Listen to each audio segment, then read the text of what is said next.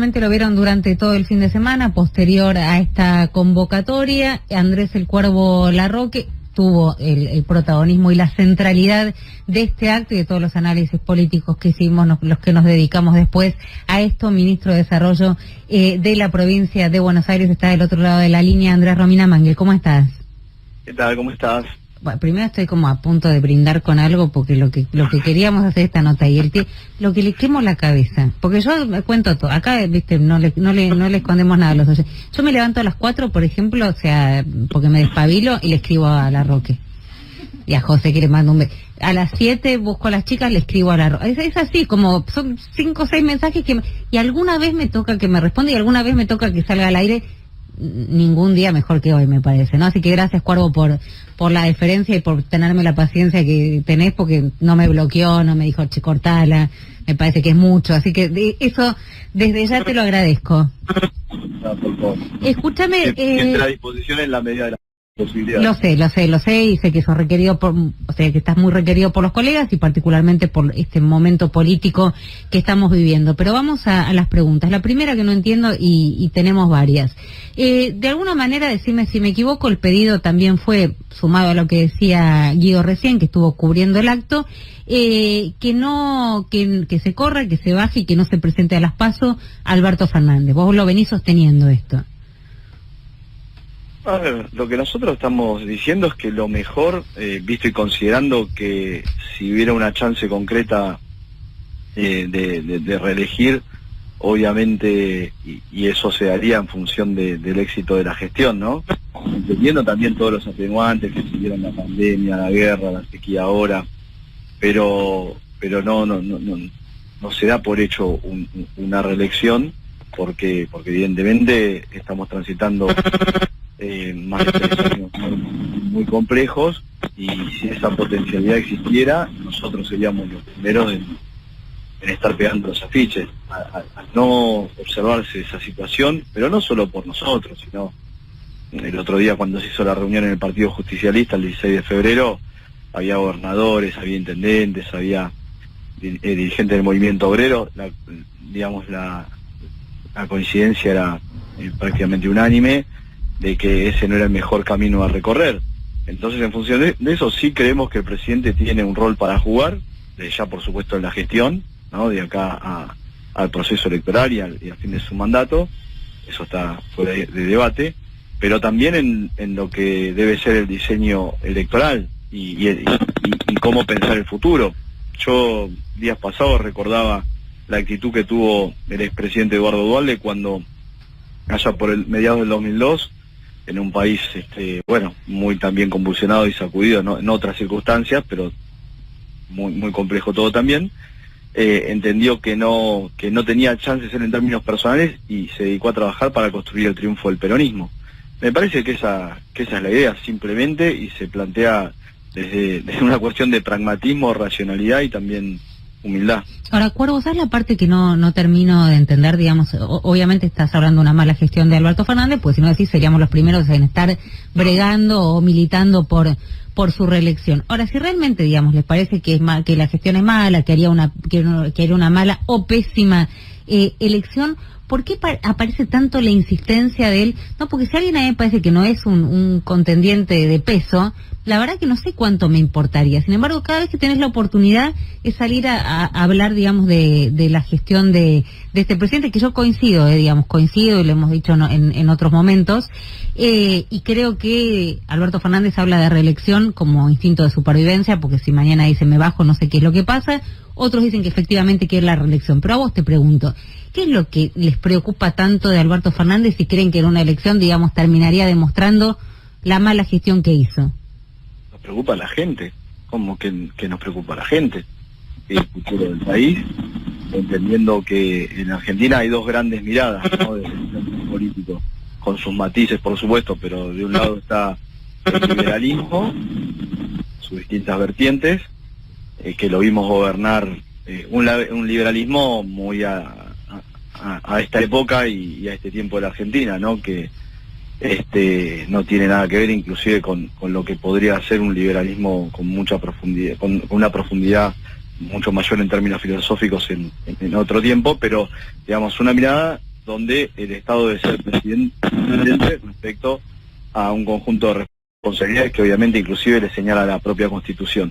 Y del otro lado, por supuesto, quienes desde el peronismo, del justicialismo, del campo nacional y popular, tenemos una mirada respecto a que esas responsabilidades del Estado son ineludibles. Me parece que eso es lo que estamos discutiendo y ya para nosotros es el tema central. Pero entendés lo que te pregunto, que por ahí, digamos, estoy expresando la inquietud que tiene muchos, diciendo, digamos, si Alberto Fernández está malo, ¿cuál sería la problemática de competir con un candidato que saben que es perdidoso?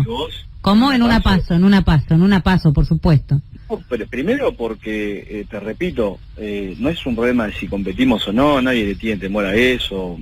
No le tienen miedo a Alberto Fernández, digamos, como candidato en una paso.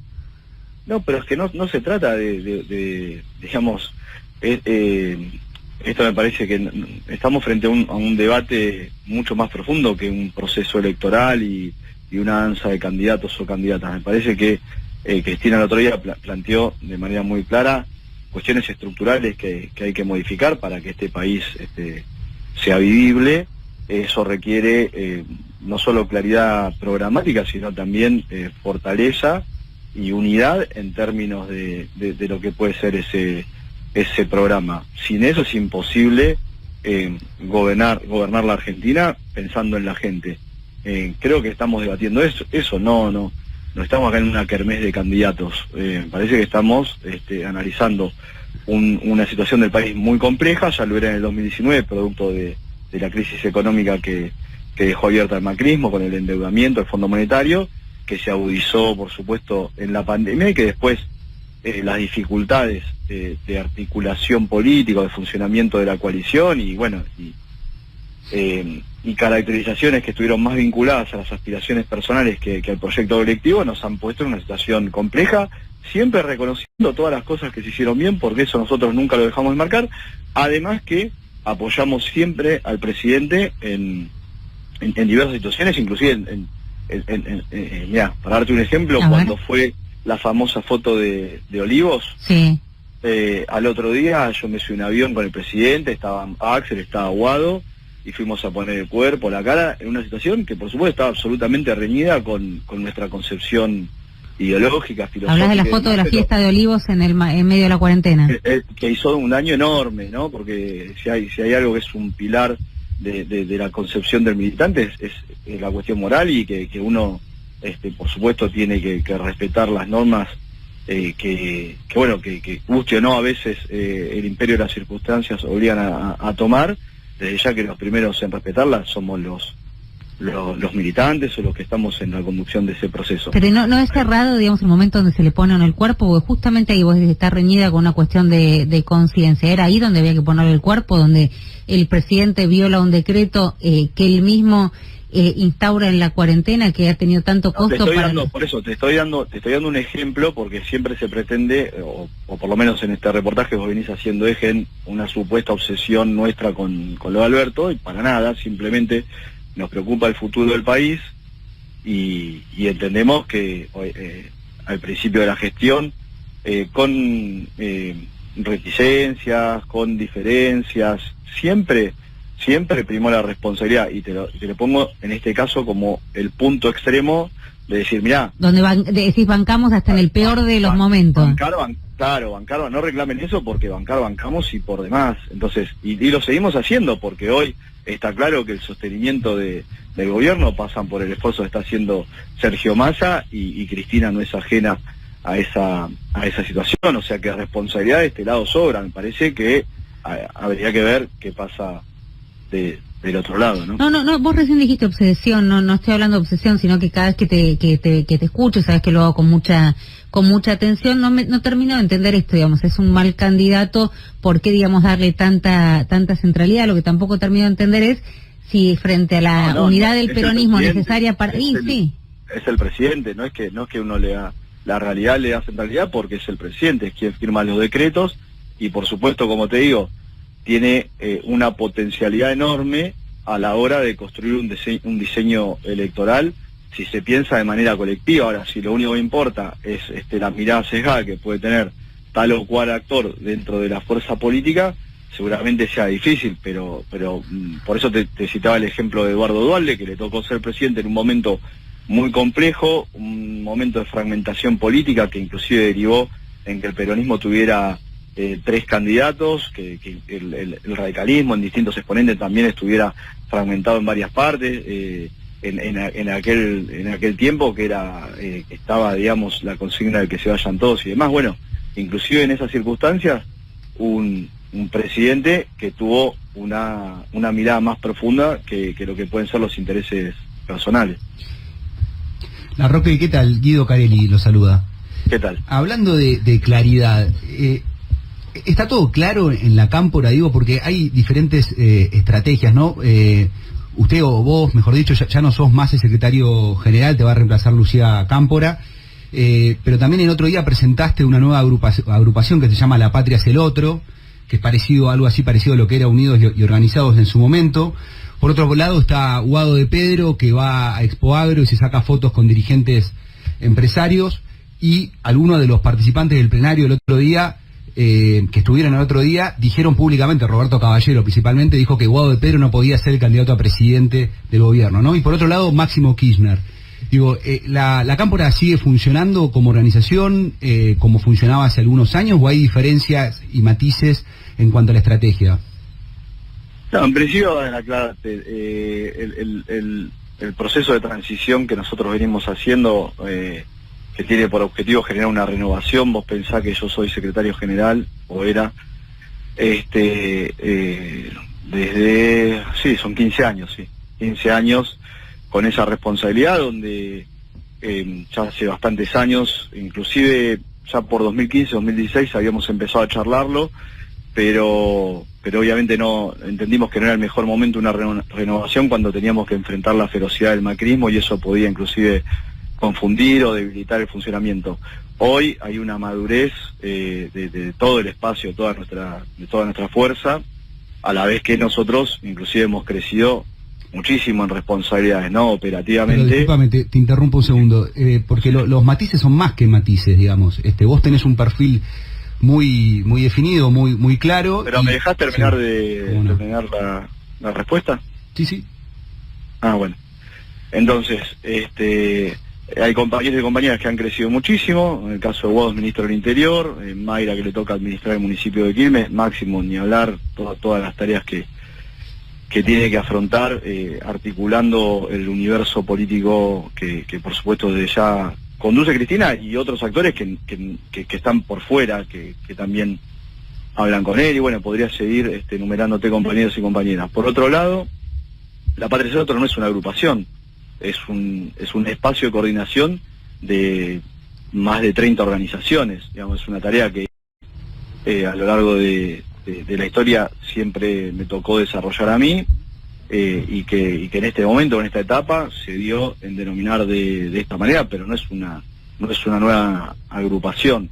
Y respecto a lo otro que planteabas, lo de Guado y demás, creo que es lo que pasó siempre, quizás yo estuve volcado más a este tipo de armado, y a Guado le tocó la interlocución de un conjunto de actores, pero todos actuamos con un mismo, con una misma idea o con la misma estrategia. No hay diferentes estrategias. Sí, lo que puede haber son distintas tareas dentro de una misma estrategia o de una misma táctica que se tiene que aplicar de diferentes maneras.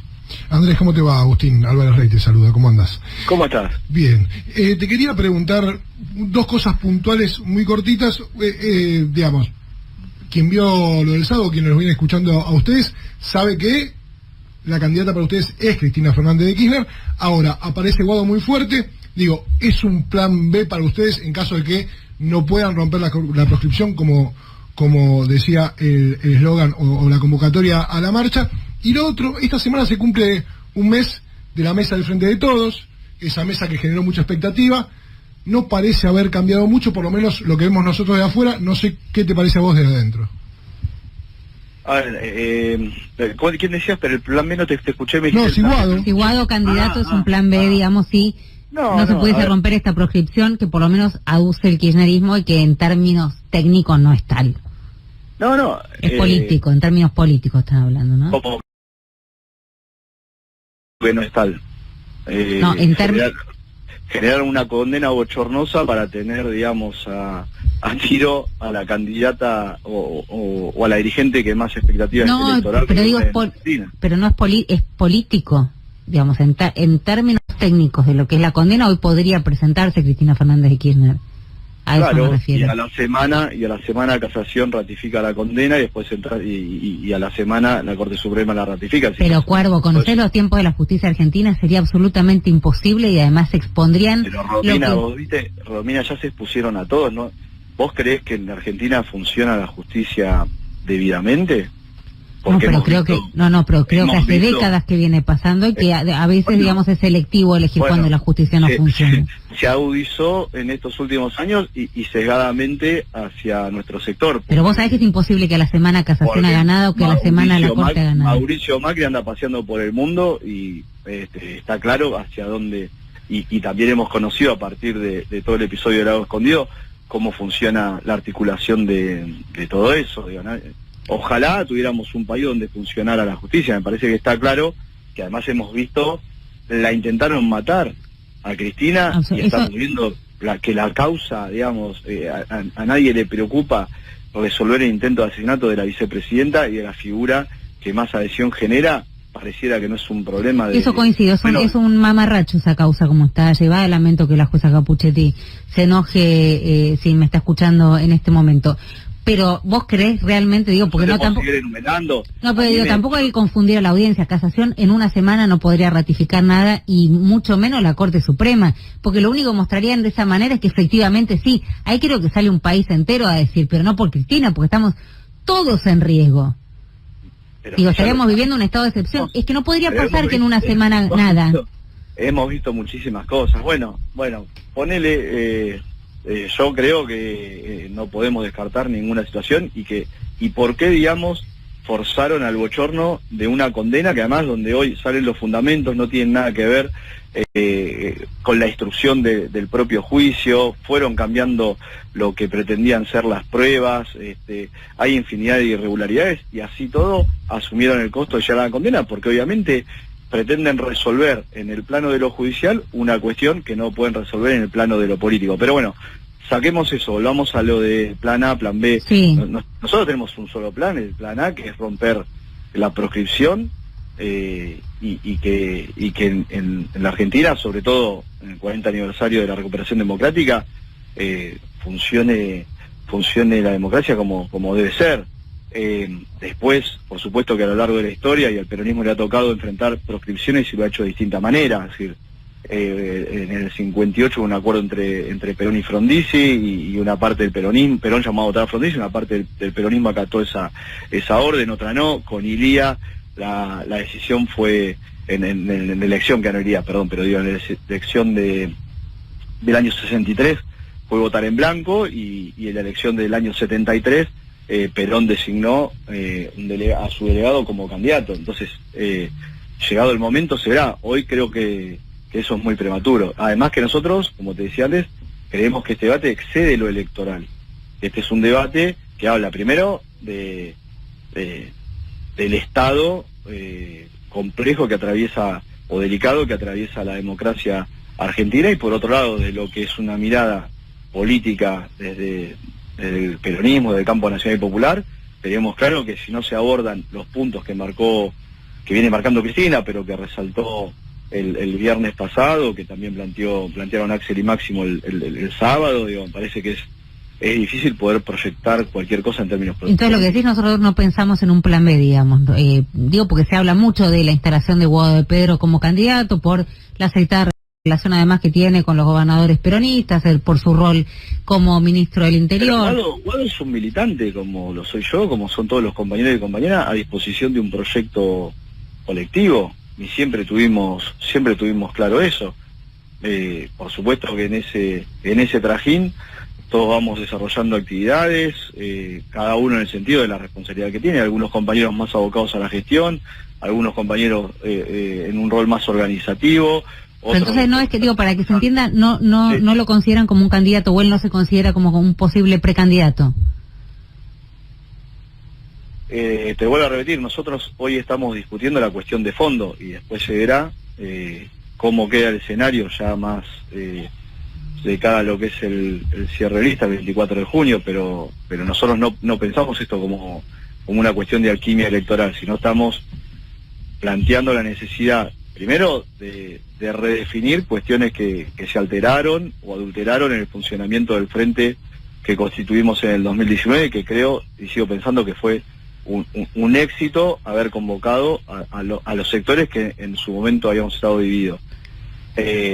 Hay que reperfilar en cuestiones de funcionamiento de la fuerza política, hay que clarificar las cuestiones programáticas y luego, por supuesto, desde ya, para nosotros, para un sector muy grande, es elocuente que Cristina es la persona con más capacidad. Hoy pesa sobre ella la situación de proscripción y de persecución judicial, que es absolutamente bochornosa para la propia democracia. Creemos que tenemos que resolver eso por la salud de la democracia, porque al peronismo no le pueden imponer candidaturas de afuera, los factores de poder, y una vez logrado destrabar esa situación, ella en su carácter de conductora del espacio, con el conjunto de compañeros y compañeras con los que ella dialoga, gobernadores, intendentes, secretarios generales de los gremios y demás compañeros, compañeras que obviamente siempre son consultados, bueno, analizarán cuál es la mejor decisión. Probablemente, perdón, ¿no? Pero recién hacía referencia a la persecución judicial que interpreta, digamos, un sector importante de la sociedad respecto de lo que está pasando. El fallo dijo que el lawfare había sido una especie de coartada, ¿no? Para tratar de explicar lo que pasó. Probablemente antes de que termine este mes se reabran una o dos de las causas que más le preocupan a Cristina Fernández de Kirchner, OTESUR, Los Sauces y memorándum de entendimiento con Irán, que están en casación, y que esto va a pasar, intuyo por lo que uno habla con los jueces y camina a tribunales, ya están circulando los votos, probablemente alguna de las dos, si no las dos, se reabran. ¿Tienen pensado, digamos, ese escenario? ¿Va a haber una reacción a eso? No, pero ves, Romina, vos te estás contradiciendo, vos me decís que hay cosas... Todo el día me contradigo, no, eso es una constante. Me estás diciendo que hay cosas que no pueden pasar y ahora me decís esto, que obviamente nos plantea cuál es el escenario absolutamente irracional y reñido con... Pero te planteo que voy camino, pregunto, ¿qué está pasando con esta causa? Está pasando y más o menos, nada, en la misma sala los jueces... Creo que sería un nuevo dislate que seguiría deteriorando la calidad del poder, de uno de los tres poderes del Estado. Me parece que estamos, lo explicaba bien Cristina el otro día, estamos frente a una situación de desperfilamiento, debilitamiento, desconfiguración, como le queramos llamar, de los poderes del Estado, y eso es muy malo para la institucionalidad y para la democracia. Andrés, muy chiquita, respecto a este tema de fondo de la proscripción que decías y de cómo romperla. El otro día en el plenario había afiches en cada uno de los gaseos donde exponían los dirigentes ante los militantes, decía el 24 de la plaza a la Corte. ¿Ustedes van a convocar el 24 a una marcha desde la plaza a la Corte, o eso es algo espontáneo, o en caso contrario van a decirle a la militancia que ese día no movilice? Te pregunto. Estela Carlotto le pidió que no. A propósito de eso, claro. No, eso fue una propuesta que me parece circuló de sectores más inorgánicos que se acercaron, porque el plenario obviamente era abierto y creo que era un grupo de compañeras estaban repartiendo unos cartelitos, una fotocopia. No, eso no salió de la organización del plenario. Sí, por supuesto, obviamente que los compañeros y las compañeras son libres de proponer iniciativas, y yo creo que en este momento todo es susceptible de análisis. Respecto al 24, nosotros, como lo venimos haciendo todos estos años, vamos a movilizar desde la ex-ESMA a la Plaza de Mayo, que es lo que se irá haciendo. Me parece que el planteo de Estela en realidad iba por otro lado y tenía que ver con creo que hubo algún malentendido respecto a qué consigna se pretendía instalar de cara al 24, eso quedó aclarado, y después, bueno, por supuesto que hay multiplicidad de iniciativas porque es un día que moviliza mucho al conjunto de nuestra sociedad. Andrés, te quería preguntar, vos decías las cuestiones de fondo, ¿no? No se trata de discutir nombres, sino las cuestiones de fondo. Faltan 100 días para el cierre de listas, poquito más, faltan 6 meses para que vayamos a votar en las PASO. En este tiempo escaso, ¿cuánto de lo de fondo se puede modificar para llegar de la mejor manera a una elección? No, el planteo de resolver las cuestiones de fondo tiene que ver con lo que venga, digamos, ¿no? No podemos ir a un proceso electoral planteando cuestiones superficiales o, como decía Máximo el otro día, que nuestra campaña sea el temor a Macri, ¿no? O el regreso del macrismo en sus diversas versiones. Me parece que hay que al electorado claramente lo que había sido el programa o la convocatoria que generó el Frente 2 en el 2019 quedó bastante desperfilado respecto a lo que luego se pudo desarrollar, claramente por impedimentos estructurales, exógenos, imponderables, y después también, obviamente, por errores que se cometieron en la gestión de gobierno. El planteo de discutir las cuestiones de fondo tiene que ver con la acumulación de fuerzas que requerimos y la necesidad de movilizar a la sociedad y al electorado el día de las elecciones con ideas y consignas claras, sin engañar a nadie, sin edulcorar escenarios, sin minimizar la complejidad de la coyuntura. Después sí, por supuesto, hay un programa a ejecutar en el corto plazo que nos permita llegar competitivos al proceso electoral, eso es obvio. Algunas cosas las venimos planteando, la necesidad de un aumento por suma fija o mejorar la distribución del ingreso. Bueno, es una cuestión que nosotros venimos planteando hace bastante tiempo ya y que obviamente entendemos que es imprescindible para poder tener algún tipo de expectativa en términos electorales. Cuervo, prometo que la última, esto parece una conferencia de prensa, ¿no? Porque lo tenemos y todos le vamos levantando la mano que andamos queriendo preguntar, y por el momento no hay problema, se suma el operador. Estamos para eso. Se suma el operador. Escuchame una cosa, en este tema que decís me obsesiona, y frente a esta necesidad de un peronismo unido para poder vencer al neoliberalismo, a Macri, digamos, o a lo que venga enfrente, ¿Alberto Fernández resultaría, digamos, ser un problema? Digo, si vos me venías diciendo, bueno, no es que le tenemos miedo a Alberto Fernández, ojalá que sea parte de la solución. Yo creo que, mira, así como Cristina lo convocó a él y empezamos a trabajar en el diseño del frente, que todavía no tenía nombre en aquel momento, nosotros teníamos reuniones semanales, había una mesa de trabajo previa a que Alberto sea candidato, empezamos a analizar de qué manera se podían resolver tensiones que venían sobre todo del primer y el segundo gobierno de Cristina, que habían agrietado nuestro espacio. Bueno, se trabajó en esa recomposición, se hizo muy bien y resultó después que Cristina le propuso a Alberto que sea candidato. Me parece que hoy estamos en una situación compleja. En aquel momento también era muy difícil porque no era sencillo pensar cómo vencer electoralmente a una fuerza política de gobierno que controlaba la nación, la provincia de Buenos Aires, la ciudad de Buenos Aires, que tenía un cierre muy fuerte con los medios hegemónicos y con el Poder Judicial, y podría seguir enumerando otros instrumentos de poder que disponía el macrismo en ese entonces. Te lo pregunto porque vos reivindicaste en varias partes de la entrevista la figura de Duhalde, ¿no? Casi como, bueno, un sacrificio en pos de un bien mayor, algo que no parecería por el momento Alberto Fernández estar dispuesto a hacer. Primero la patria, después el movimiento y por último los hombres. Los hombres y las mujeres serían esta... los hombres y las... ¿Y vos pensás que Alberto Fernández está dispuesto a hacerlo? Ojalá nosotros abogamos por eso. Creo que aparte le haría bien a él, nos haría bien a todos. Creo que le haría bien a él. Hay un reclamo que parte de un núcleo, de un sector del gobierno, como que desde nuestro lugar no estaríamos reconociendo nada, y nosotros por el contrario hemos reconocido, te repito, y hemos acompañado cosas que eran parcialmente positivas y seguramente contenían elementos que... Igual me gustó la parte de la fiesta de Olivos de reñidas con nuestra conciencia, porque es reñida con la conciencia de varios. Cuando dijiste que acompañaste sí.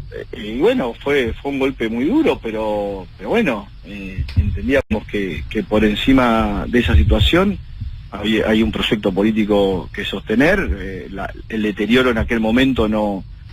Estamos hablando de mediados del 21, había comenzado ya el ajuste de Guzmán a fin del 2020, pero todavía, digamos, yo creo que estábamos más a tiempo de modificar un montón de cuestiones. Después vino, por supuesto, la derrota electoral, que naturalmente a cualquier gobierno le quita posibilidades, y una obstinación en seguir sosteniendo a un ministro que claramente estaba jugando otra cosa. Me parece que eso fue un daño inmenso, y además Alberto fue no fue la confianza que depositó Alberto en Guzmán no fue retribuida por el exministro.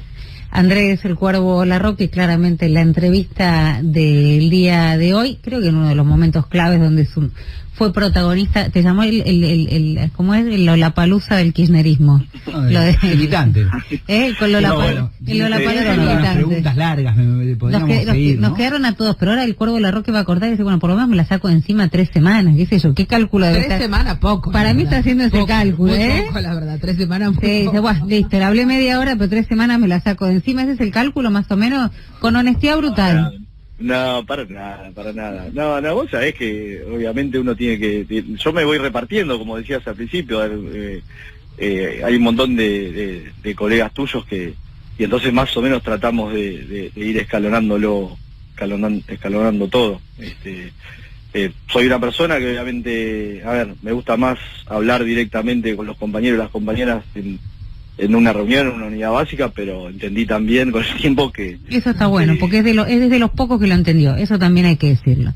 Bueno, no sé, pero sí creo también que a través de ustedes podemos llegar a muchísima gente que o no tiene la posibilidad o el tiempo, viste que no cualquiera puede acercarse o ser militante o tener contacto, entonces a través de ustedes por ahí podemos llegar a gente que no, y escucharte, porque también es cierto, digamos, que no todo el mundo tiene el tiempo de leer una nota en profundidad, o leerlo a Carelli, te lleva como otro tiempo y otro laburo que por ahí no tenés, y estás en el regreso a casa, muerto de calor, esperando estos 100 horas que efectivamente son para que mengue un poco la temperatura, y lo venís escuchando y pues más o menos entender, creo que te quedó claro por lo menos cuál es la posición que tiene El Cuervo Larroque.